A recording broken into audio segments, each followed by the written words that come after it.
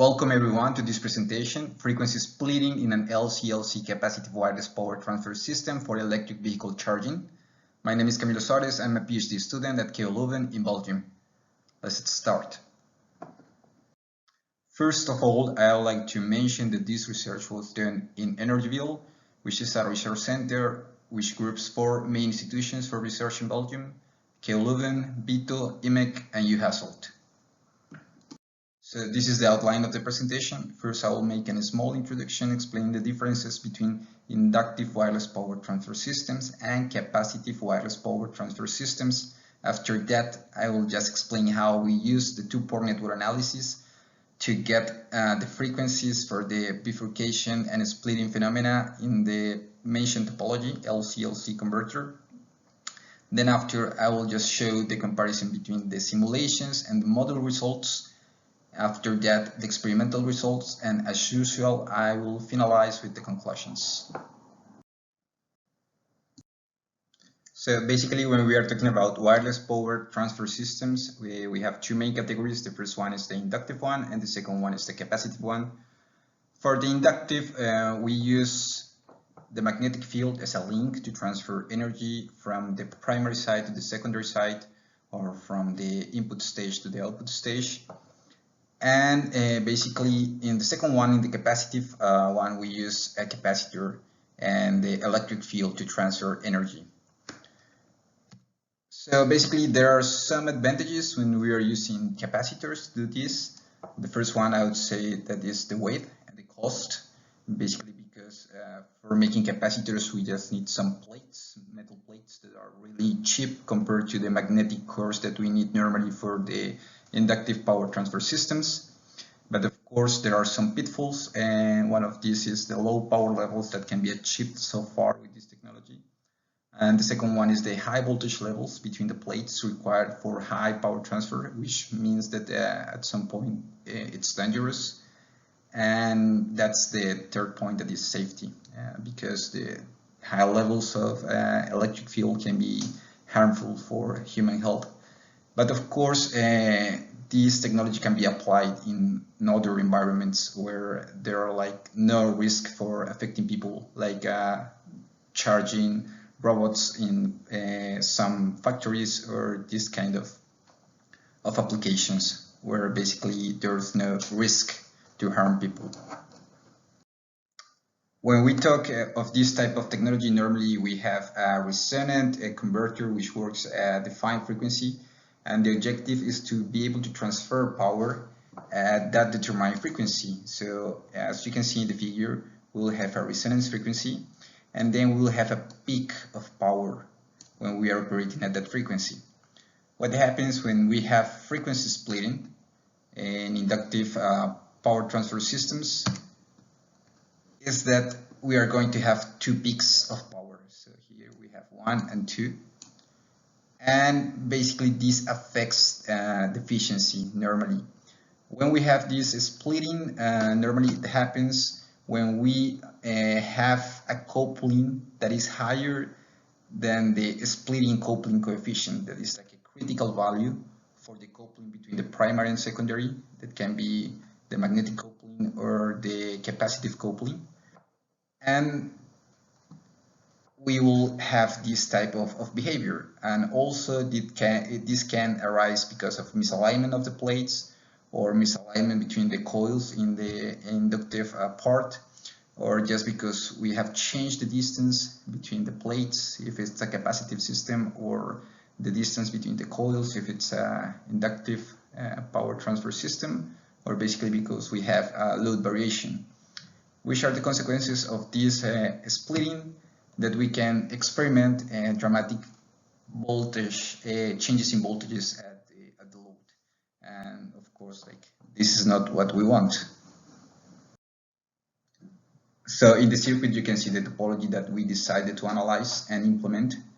Basically, we designed and built a prototype of 30 kilowatts. As you can see, the structure is composed by an inductor, a capacitor, inductor, capacitor. This is the primary side, and then the same structure is repeated at the secondary side. And the link between the primary and secondary is done by two capacitors, CM1 and CM2. So these capacitors CM1 and CM2 correspond to the plates, to the 4 plates that you can see in the picture. So we have here CM1 and CM2. And we decided to go for this topology because it has already shown high power levels up to 2.7 kilowatts, which is pretty high for capacitive wireless power transfer systems. And also because for reaching these high power levels, we need a small coupling factor, that is the expression given here. So it means that the capacitance that we need for the link has to be small compared to the capacitors that we have in the circuit itself. Another advantage of this topology is that it has a high tolerance for misalignment, because actually the value of the capacitors for the link are really small compared to the capacitors in the circuit, so changes in this capacitance is not so important. And another important characteristic is that it operates at a fixed frequency. So these were the characteristics that made this converter really attractive for us, and we decided to study more this topology. So basically here there are some results of the implementation of the circuit. Just quickly saying that we have a shifting frequency. So the intended frequency was 300 kilohertz, and we obtained a peak in the transfer power at 290. So we decided to make a frequency shift of the converter, and we realized that there was a frequency split. And basically at the intended frequency that was 300 kilohertz, we got a really poor efficiency, a really bad power factor, and it was a bit disappointing. So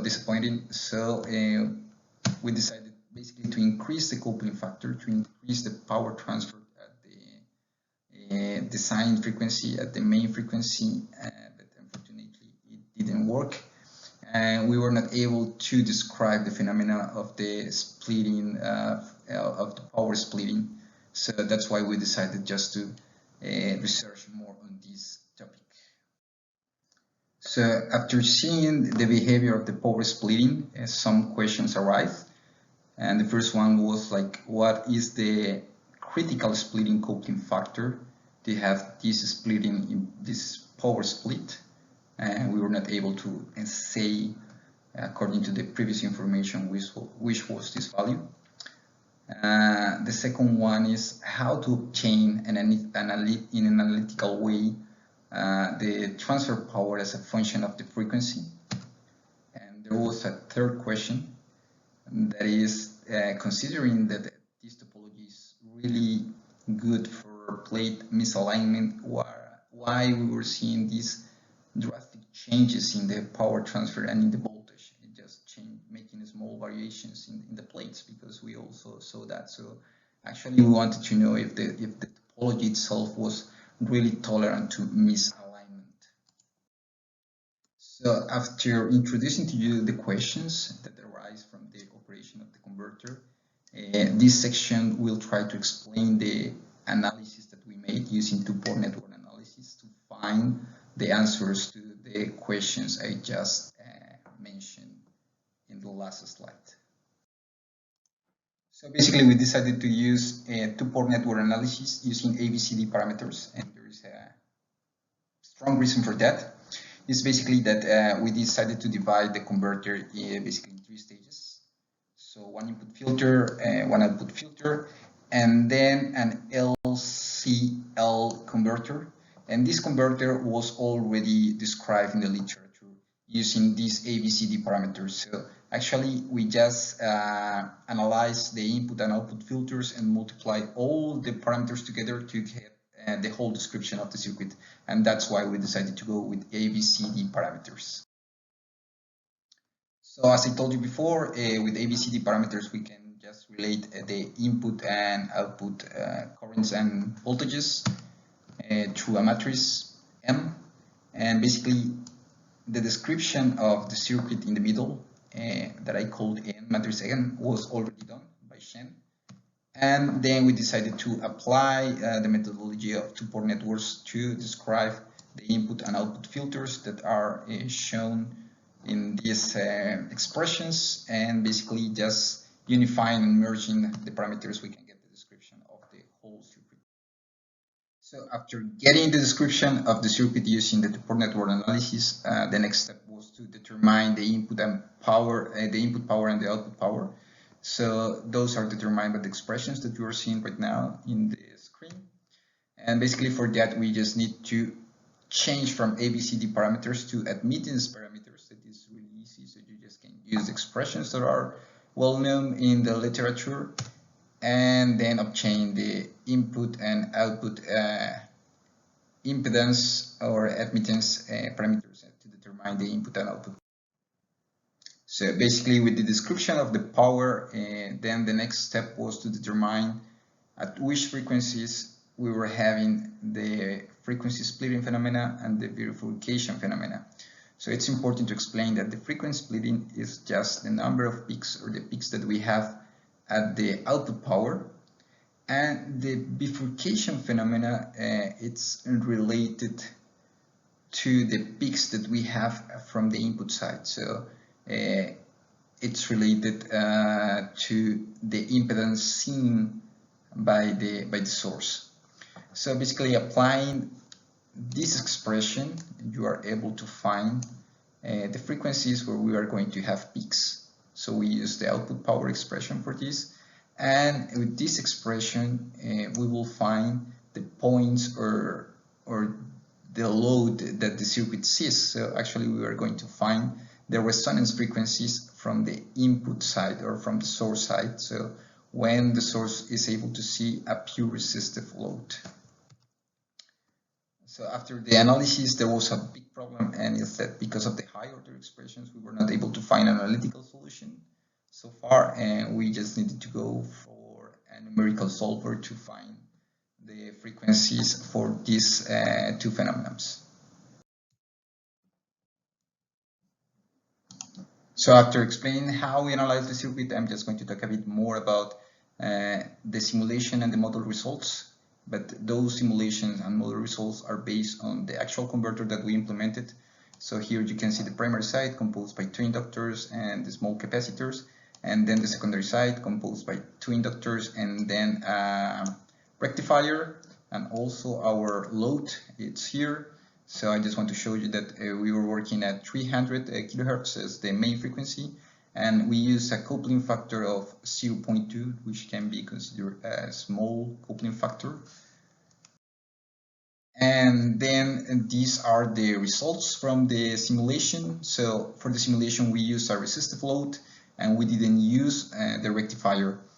So you can see here 2 results. So the first one here is the simulation result on LTSpice, and here you have the results from the model. So in blue you can see the input current that is related to the bifurcation phenomena. So we are seeing here a peak, and it's where like the circuit sees the minimum impedance, and in red you can see the output current that is related to the frequency splitting phenomena. So we just changed the values of the capacitive coupling to see at which point we were able to see the 2 phenomena, the frequency splitting and the bifurcation phenomena. So here we have 0.06 of coupling, and here we have 0.1 of coupling, and we realize that exactly there's a big difference in the output current. And also we realize that there is a good match with the model results. So we decided to keep on increasing the coupling factor. Here we have more results from 0.2 and 0.3. And as you can see now, the response of the circuit is more close to work at the desired frequency. So as a partial conclusion, we saw that the frequency splitting phenomena is more evident for low Kc values, as we saw in the previous slide. And the second partial conclusion is that there is a good correspondence between the simulations and the model, and it means like the analysis was successful. In this last section, I will just talk about the experimental results. So for the experimental results, we didn't use actually a resistor. We went for a bidirectional power supply, just emulating a battery. And these are some of the partial results. So we were just employing a 0.2 coupling factor, and we were able just to reach the desired power level at the output. We were able to increase the efficiencies, but we also realized that we will keep on having, of course, the frequency shift. And that we were able just to get double the efficiency. Like there is a small variation of just 5 kilohertz, but there is a big variation in the efficiencies and the input and output powers levels. So here are some results of the model compared to the experimental results for low KC values. We use exactly the same coupling factors, just adapting the height between the plates that were adjustable. And as you can see, there is a good match between the input current in the model and in the results. It's not the same for the output current that is in red. And it's because maybe we didn't identify the whole sources of losses. But at least the model is good to determine where this splitting is happening. There is a big difference when you use an electronic load and not the resistance, and as you can see that the behavior is almost the same independent of the coupling factor, and that we are having a peak at the desired frequency. So this is one of the partial conclusions, and it's that there is a good correspondence in the model when we are talking about the input current. That is good for estimating where we are going to have the splitting phenomenon or the amplification phenomenon. Just identify the secondary resonance frequencies, and that is necessary just to identify other sources of losses in the circuit, just to get a better idea of the efficiency. Finally, we go to the conclusions.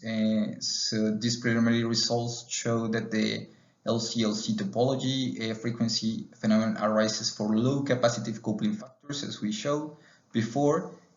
Also that the model developed using the two-port network analysis is good to know if we are going to have bifurcation or splitting phenomena, and where it's, or at which frequencies it's going to happen. Third conclusion is that the efficiency was not determined in a good way, so we have to keep on working on identifying other possible sources of losses at the circuit. The other conclusion is that we were not able to find analytical expressions to find the exact frequencies where we have bifurcation and splitting frequencies. We will need to keep on working on the expressions and just reducing and simplifying and assuming high Q factors just to be able to get analytical expression, but we will keep on working on that. And the fifth conclusion is that exactly topology is tolerant to misalignment when you are using a voltage source as load, as a battery, for example. But also, it's also important to mention that if you are using a resistor, the behavior is a bit different, and you will be able to experience the frequency splitting and the sudden changes in voltage. So it's important just to know that if you are using another kind of load that is not a battery, maybe the topology will behave in a different way.